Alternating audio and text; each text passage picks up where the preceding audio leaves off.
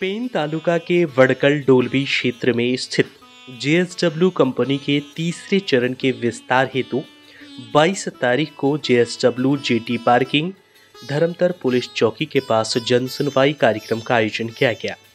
यह जन सुनवाई सफलतापूर्वक संपन्न हुई और हजारों नागरिकों ने कंपनी के इस विस्तार को हरी झंडी दिखाई। यह जन सुनवाई उप जिलाधीश संदेश सिक्के, प्रदूषण नियंत्रण मंडल की ऋतुजा भालेराव, पेन के प्रांतीय अधिकारी प्रवीण पवार, तहसीलदार तानाजी सेजल की उपस्थिति में हुई। दोपहर में शुरू हुई कंपनी की जन सुनवाई में कंपनी के अधिकारी ज्योतिषी देशमुख और विवेक कुलकर्णी ने कंपनी की ओर से पेन, नागोठाने, अलीबाग क्षेत्रों में अब तक किए गए विकास कार्यों और आगामी योजना पर एक विस्तृत रिपोर्ट पेश की। उन्होंने कहा कि कंपनी चल रहे विस्तार में इन क्षेत्रों में और अधिक विकास की दृष्टि से काम करेगी। जिसके बाद सुनवाई के लिए आए लोगों ने अपनी अपनी राय व्यक्त करना शुरू किया। उस समय क्षेत्र में मौजूद दादियां, पूर्व सरपंच, उप सरपंच, स्थानीय राजनीतिक प्रतिनिधि, यहाँ रोजगार तभी बढ़ेगा जब इस परियोजना का स्वागत और विस्तार से किया जाएगा। इन बातों को प्रमुखता से उन्होंने देखा। आज तक कंपनी ने क्षेत्र के लिए अच्छी सुविधाएं प्रदान की है और इस जन सुनवाई के लिए अपना सार्वजनिक समर्थन भी इन लोगों ने दिखाया है।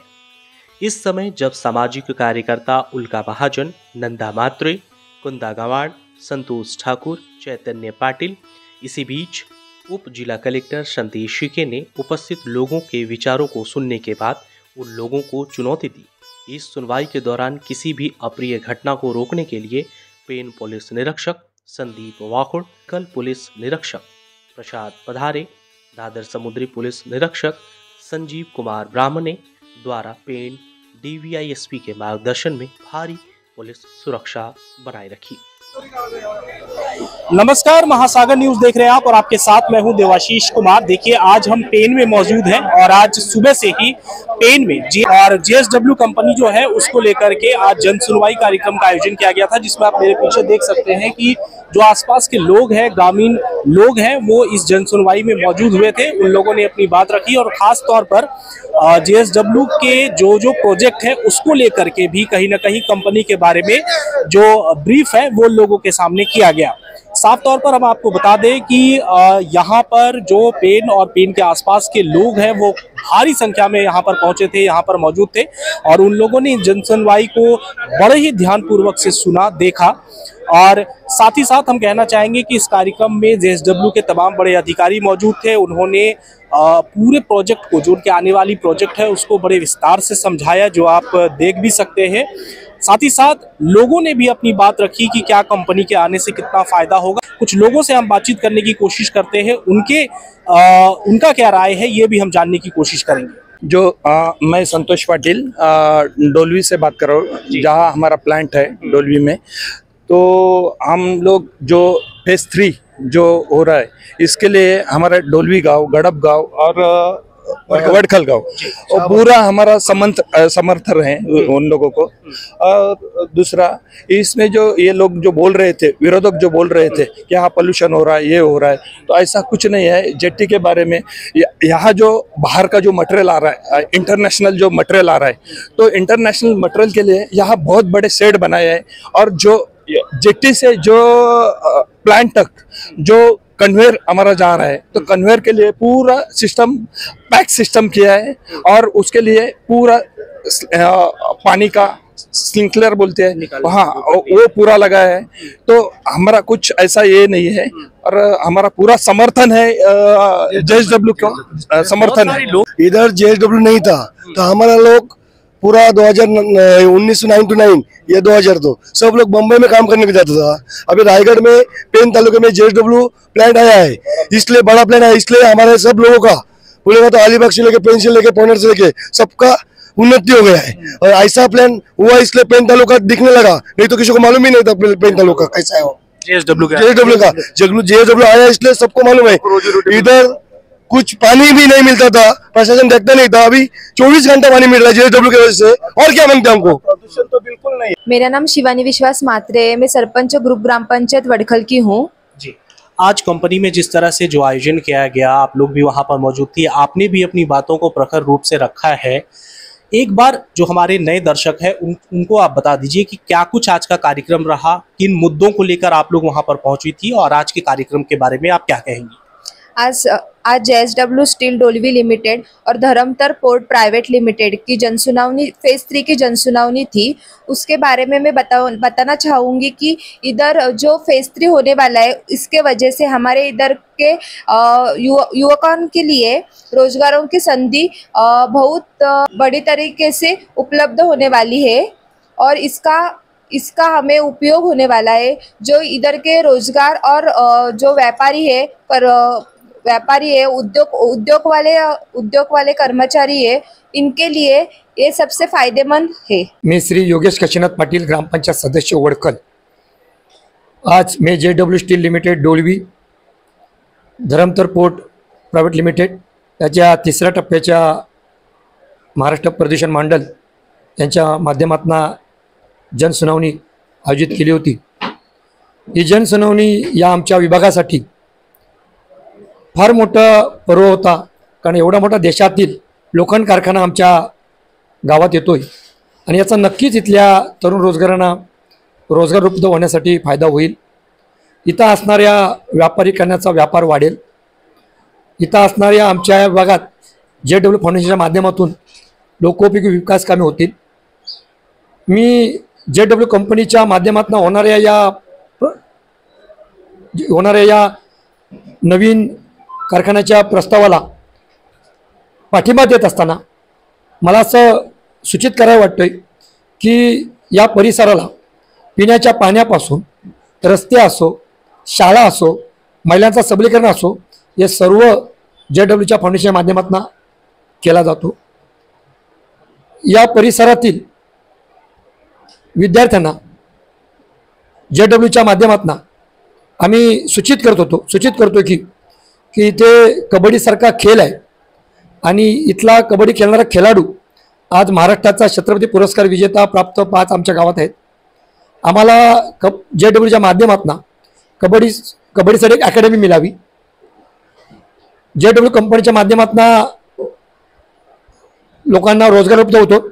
याबरोबर शैक्षणिक दृष्ट्यातून JSW कंपनीने जे हॉस्पिटल संजीवनी उभं केले, त्या संजीवनी हॉस्पिटलला नर्सिंगसाठी तर नर्सिंग स्कूल ओपन करावी।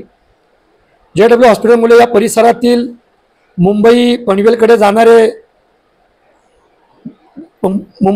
जाणारे जे का आमचे हे होते